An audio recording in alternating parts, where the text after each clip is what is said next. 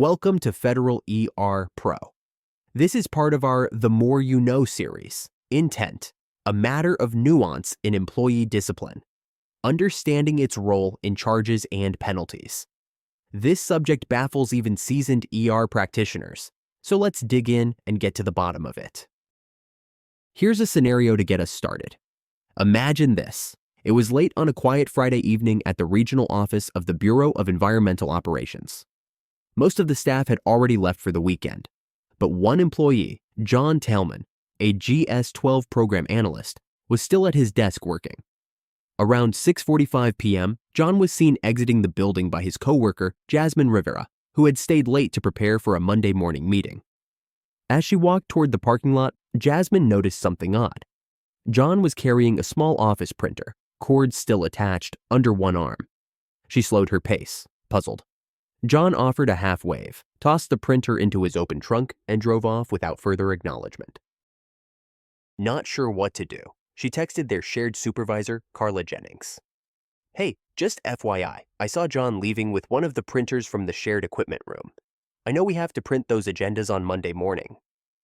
At 9 a.m. Monday morning, Carla called John into her office and got straight to the point.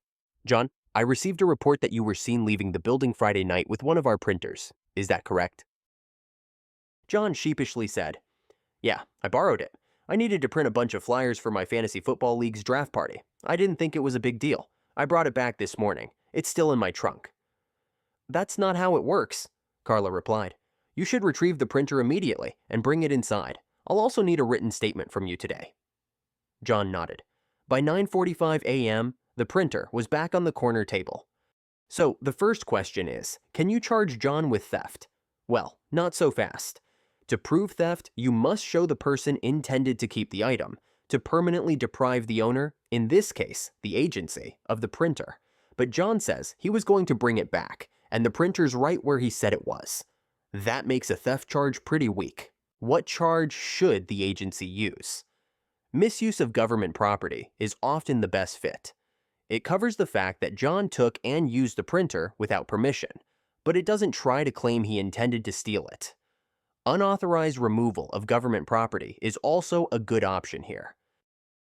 Now that we have the charge figured out, we need to determine the appropriate penalty. That's where the Douglas factors come in. And the very first Douglas factor asks about intent. Was the action intentional, or was it a mistake?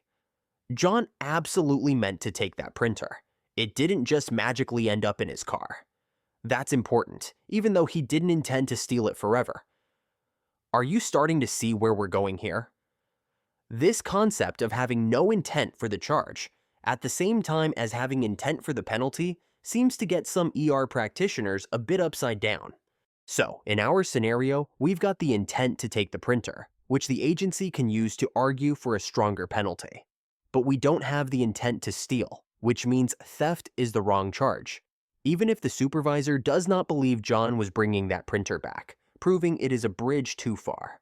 For a charge of unauthorized removal, with showing intent to remove the printer for penalty aggravation, there is no threat that the AJ will try and make the agency meet the intent burden of a theft charge.